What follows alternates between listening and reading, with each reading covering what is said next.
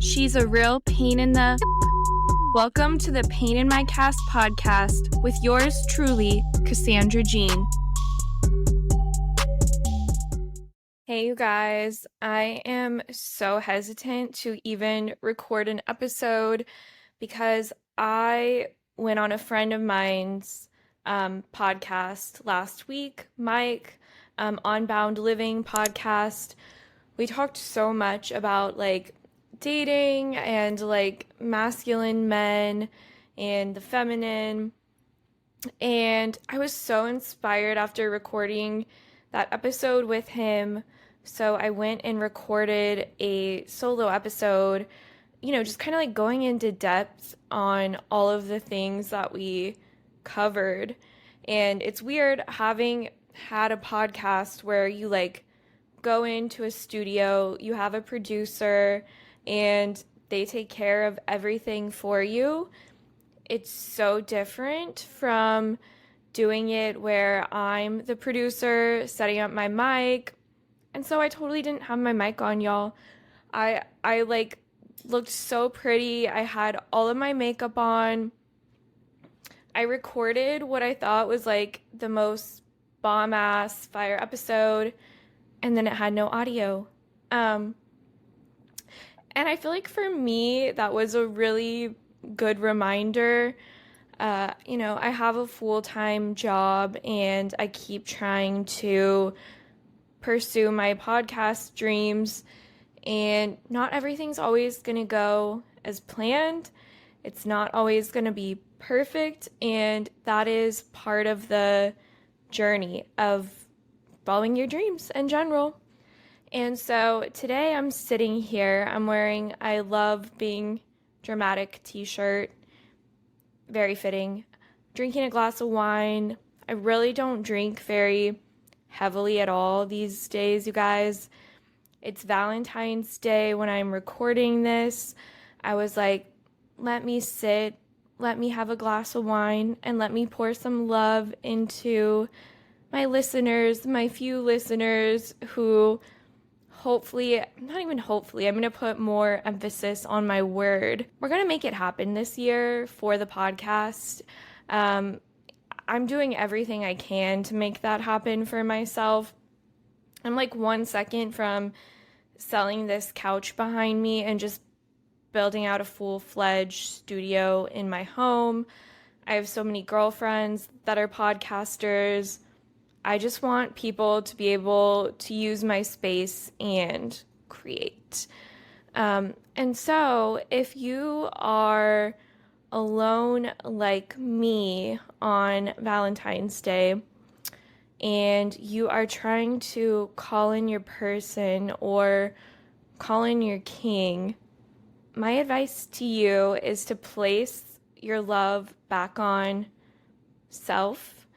I think sometimes we have to be in the right timeline to meet someone. If you're vibrationally functioning in a very low timeline, I know previous versions of myself, there were times where I looked great on the outside. I looked beautiful. I looked skinny. I was well dressed. I had hair extensions. I had my makeup done, but I was just numbing so deeply with other substances and drinking and going out on the weekends.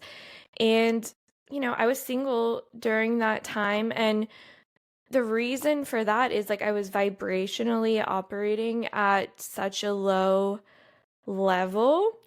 And I just even feel my own energy now. I feel this brightness in my eyes and this vitality, and people are even asking me what are you doing? Your face looks thinner, you look happier. And I'm telling you guys, my body specifically is so energy sensitive. So when I'm not doing well internally, I feel like it shows up so much more than other people. For me, externally, I feel like my body is very attuned to the shifts in my energy. And I think when you even think about manifesting and manifesting a partner, in my opinion, what that really is a feeling. Um, you know, it's you can sit there and dream all day long, but if you're not showing up as the best version of you and vibrating at like a very high level, you're not going to call in the caliber of a partner that you want to call in. And not only that, but you're going to accept love from people who aren't even deserving of your light.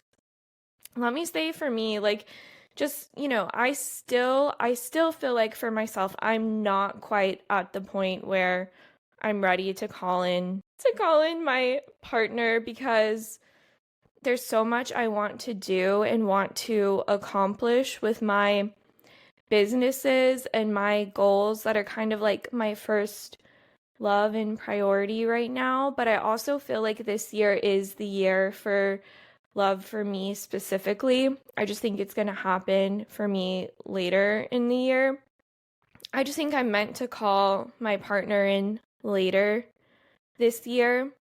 I've already started to like really like vibrationally feel like what that feels like to me, like what my home will feel like when I have that person in my life. It's so interesting for me because even as I really think about what I want in a partner this year, it looks so night and day from what I used to think I wanted my partner to look like. Like in the past, when I was dating, I would always go for, you guys know, this is the joke, very tall, because I'm very tall, very successful, typically entrepreneurs. I really love a motivated man. That's like so inspiring to me.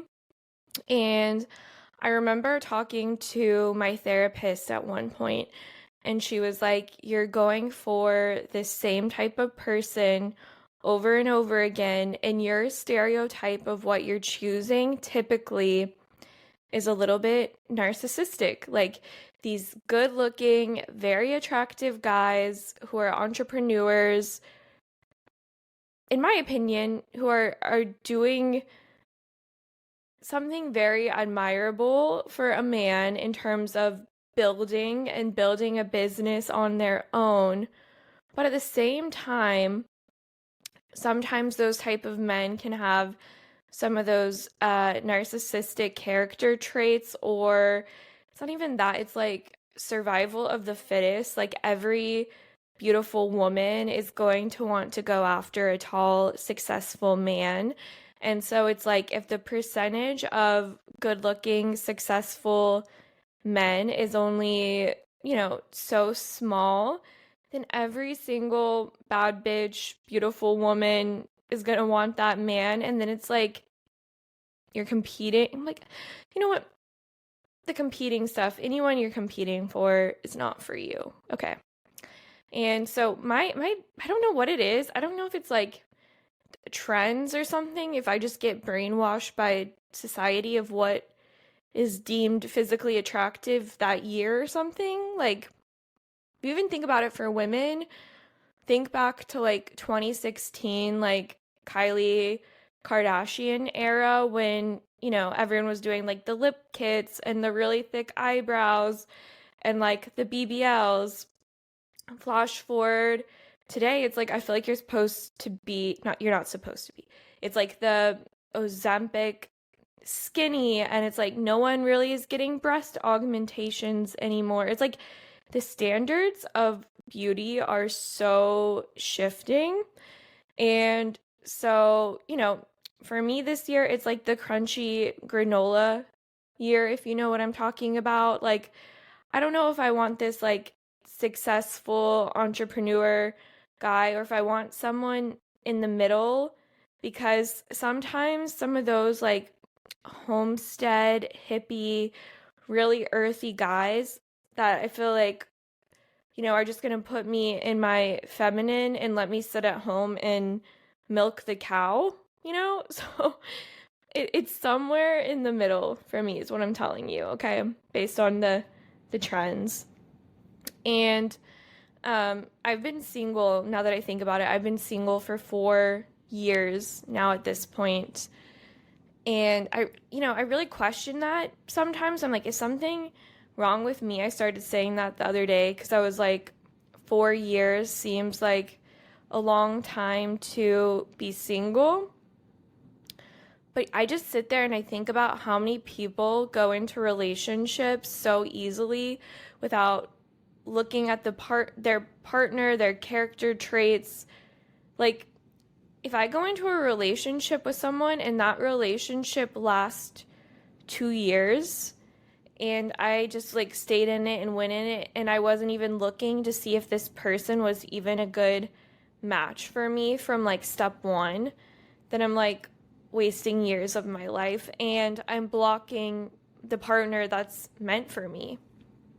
And so I think there's something, very powerful about being single for a long time. There's something that terrifies me at the same time because I don't like the stats around women in their late 20s and early 30s that are still single. And like sometimes the narrative I feel where it's like, women just, in their 30s just work hard at your corporate job, go shop, go buy things, self-care, just all this time for self-care. Like, you shouldn't have, in my opinion, all this time for self-care, okay? I don't think any woman truly at their core wants to be single. I said this on Mike's podcast as well. I think we're meant to have partners like Adam and Eve from the Bible. And so I personally don't want to be a 30-year-old single woman with like so much time on my hands that I can just put sheet masks on my face all day long. Just saying. It's like I want to be a mother, I want to be a mom, I want to be a wife, I want to have a family, and I want to have priorities that are outside of myself. And I feel like that's something, a piece that you're really missing when you're single is having something outside of yourself, whether that's your partner, your child, whatever that is. And so anyway, I feel like I'm just going on this little rant because I really feel like I recorded like such a bomb fire episode the other night and then I couldn't use any of that content because there was no sound. And so then I was like, I was going to dinner with my sister tonight for Valentine's Day. And so I was like, if I'm gonna have my makeup on, this is a good time to record. So that's why I sat down, my little beverage, and I was like, I'm just gonna get on the camera and say some shit, whatever that shit is. So, happy Valentine's Day. I promise the next episode's gonna be way more profound than this, but love you guys. XOXO. Cass.